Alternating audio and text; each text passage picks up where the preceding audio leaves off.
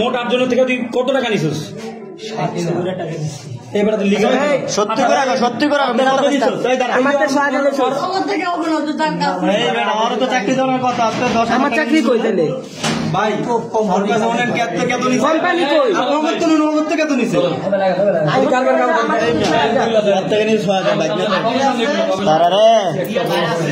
পারে মারা নিতাম যদি বাইরে থাকতি। এখন কিছু কইতা আমরা স্যার কি করতে দিয়েছেন তো? মানিক সরকার নীরব আমার 15,000 টাকা নিছে 20,000 আমার চাকরি দিব তুই কত দিছে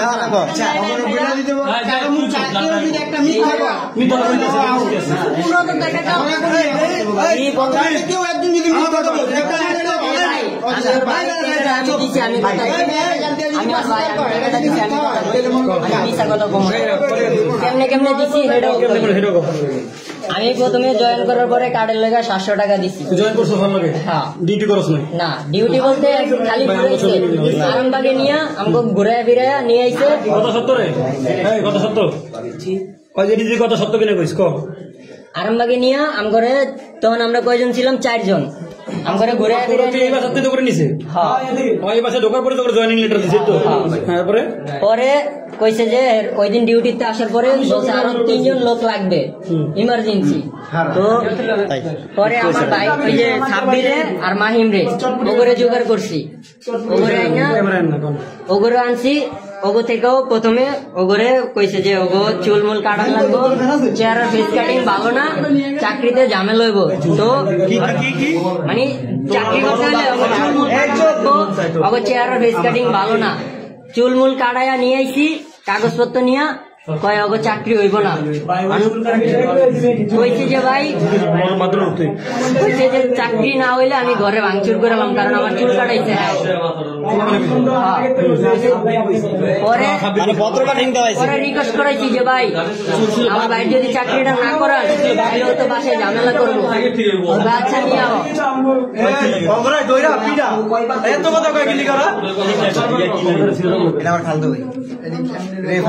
পরে কইছে ঠিক আছে নিয়ে আও। সাব্বিরে নিছে, মাহিমরে বাদ দিয়া দিছে। দিয়া তারপরের দিন মাহিম বাড়িতে চলে যাবো, চাকরি হয় নাই। আসতে ওর দেখা করতে সাব্বিরের সাথে আসতে পরে বলতেছে কি ও করতেছে, কইতেছে আচ্ছা ওরেও নিয়ে আনো, ওর কাগজপত্র নিয়ে আহ। ওর কাগজপত্র তো নাই, ওর আব্বুরটা আছে। আচ্ছা নিয়ে আহ। আনছি, ওর জন্যও দিছি 700। মানে টাকা আগে দেওয়া লাগে, টাকা আগে দেওয়া লাগে, আগে দেওয়া লাগে। আসার সাথে সাথে কোনো কার্ডও দেখায় না, দেখায়ও না, কোনো নামও বলে না কোম্পানির। ঠিক আছে, আমরা টাকা দিয়া ওনার সাথে যা বলে আমরা চুপচাপ তাই করি, যেখানে নিয়ে যায় সেখানেই যাই। ঠিক আছে, আমাদের চা খরচ, পানি খরচ, সিগারেট খরচ যা আছে উনি খরচ করে, আবার ঘুরে আনিসে। আবার আইসা বলে এরকম আমরা 14 তারিখ থেকে 15 তারিখ থেকে আমরা মানে 15 তারিখের পর থেকে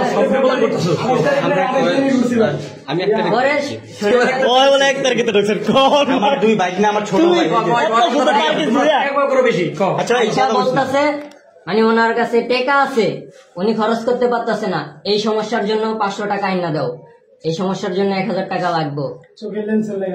আমার উনি শোনেন, একদিন প্রস্তুতি নিছে আমাদের সবার গার্জিয়ানের বাসায় যাবে, আমাদের বাসায় যাবে। বলছে কোনো সমস্যা আছে? বলছি না ভাই সমস্যা নাই, চলেন। তো গেছে প্রথমে মাহিম সাব্বিরের বাসায় গেছে, জাহিদ গো বাসায় গেছে। ওর আম্মুর সাথে কথাবার্তা বলছে সাব্বিরের বিষয়ে, কথাবার্তা বইলা টইলা ওইখান থেকে আসছে। সাব্বিরের একটা ওর বন্ধুর মামলা ছিল, ও ওই মামলা খালাস করার জন্য চাকরিতে ঢুকতেছে, বেতন পায় ওই টাকা দিয়া ওই মামলা ছাড়াইবো। উনি বলছে যে তোমার মামলার দায়িত্ব সম্পূর্ণ আমি, ঠিক আছে, তোমার কোনো সমস্যা আছে? ও বলছে না ভাই, আপনি যদি মামলা গাড়ে নেন আমি আপনার লগে চাকরি করতে গোলামি করতেও রাজি আছি। ঠিক আছে, বলছে ঠিক আছে মামলা আমি ছাড়াইয়া দিব। এর পরের দিন বলছে যে কত টাকা চাইছে যেন তোমার মামলার ইয়ার বন্ধুর জন্য 500 টাকা।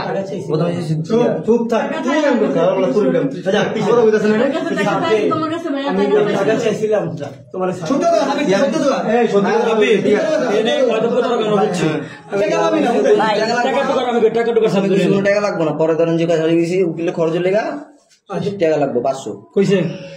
তো জিজ্ঞাসা উকিল ধর, হ্যাঁ উকিলের টাকার জন্য পাঠাইছে। আচ্ছা ওই কথা সত্য কথা কইছে ও কি সত্য কথা কইছে নাকি?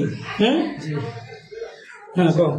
তারপরে টাকা যেমনি হোক ম্যানেজ করে ওনারে দিছি। উনি যখনই টাকার কথা বলে আমাদের এক মুহূর্ত সময় দেয় না, ইমার্জেন্সি টাকা ম্যানেজ তুই করে সবাই দেয়। টুকটাক 700 500 1000 করে দিছিস ওরা টাকা চাইছে টাকা দিছিস। এমনি খাইছে প্রথম কয়দিন।